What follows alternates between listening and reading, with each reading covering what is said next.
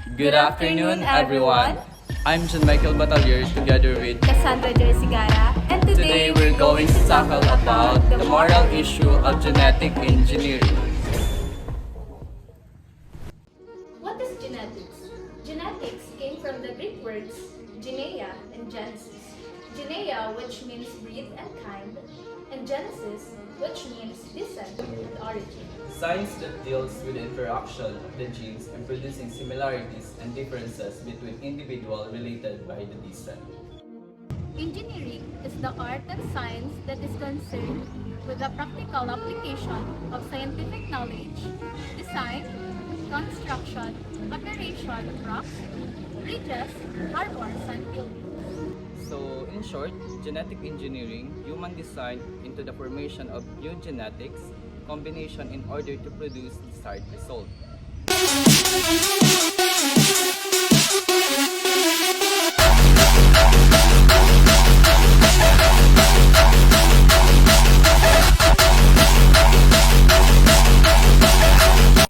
Genetic intervention is the intentional modification of an organism's genetic makeup through techniques like DNA alteration or the substitution of genetic material using viral vectors. Its primary goal is to provide essential information for treating hereditary conditions and to assist individuals in making informed decisions regarding childbearing and medical care. In short, it involves changing DNA or biological material to treat health conditions. Cloning is the process of making a clone, a genetically identical copy.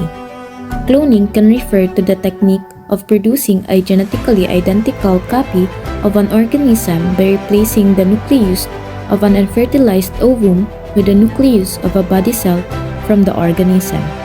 The first adult mammal cloned was Dolly the sheep in 1997.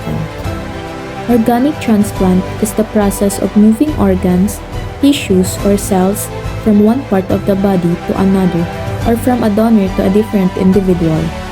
This medical procedure aims to restore function by grafting healthy biological material into a patient to replace damaged or failing systems. What is in vitro fertilization? It handles eggs and sperm directly in a lab to create embryos, then puts the embryo back in the uterus to help people who cannot conceive naturally.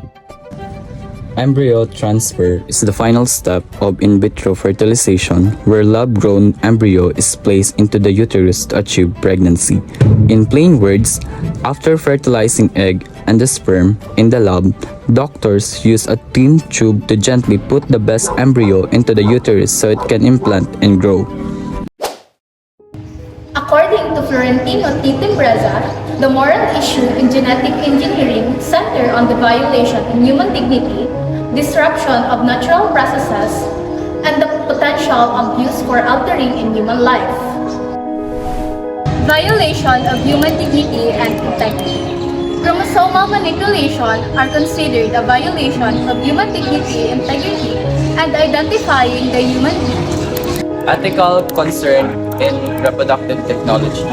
Prenatal diagnosis. The use of genetic testing to determine if a fetus is deformed, usually for the purpose of abortion, is condemned to violation of the unborn child's right to life. In vitro fertilization and embryo transfer, these technologies are highlighted as unethical because they involve manipulating human beings of the embryonic stage. Moral concern in genetic control. Genetic control is considered an offense to the essential nature of human life. The designer baby slippery slope. Genetic engineering risks moving beyond therapeutic purposes to non-therapeutic enhancement, treating children as products to be optimized rather than autonomous beings with intrinsic value. Informed consent and future generation.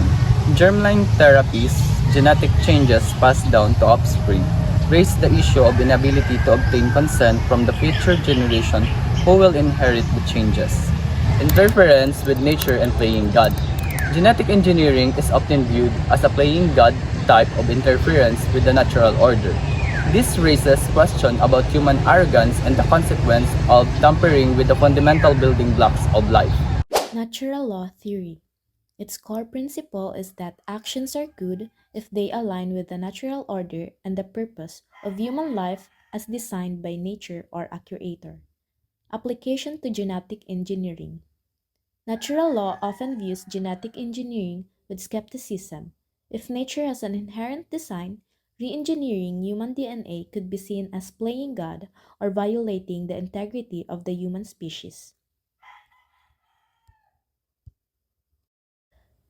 The verdict.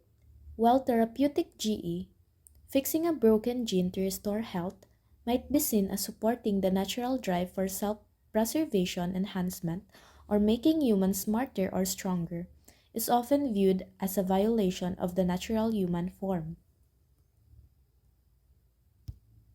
Situationism by Joseph Fletcher.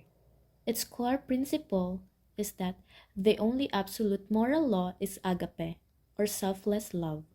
Decisions should be made based on what produces the most loving outcome in a specific context. Application to genetic engineering.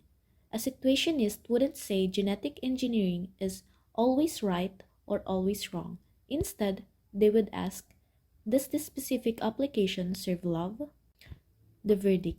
Using genetic engineering to eliminate a painful hereditary disease like Huntington's would likely be seen as a moral triumph of love and compassion. However, using it to create designer babies for social status might be rejected if it increases inequality or devalues the child. Utilitarianism judges action by outcomes, aiming for the greatest good for the greatest number. When applied to genetic engineering, it weighs benefits like curing disease, increasing food supply through GMOs, and reducing healthcare costs against risks as unknown side effects. A genetic divide between rich and poor and ecological harm. If the long-term benefits to human health and survival outweigh those risks, utilitarianism would support genetic engineering. Kantian ethics focuses on duty and respect for a person, not outcomes. Under the categorical imperative, an action is only moral if it can be universal law and if treats humanity as an end, never merely as mean. For genetic engineering, this means we can't justify designer baby just because parents want a smarter or stronger kids. That would use the child as a tool for someone else's goals. Universalizing that choice could force a genetic arm race where everyone feels pressured to enhance, eroding human dignity. The verdict, Kantian ethics permits genetic engineering only for therapeutic purposes that respect the future person's autonomy and inherent worth, not for enhancement or commodification.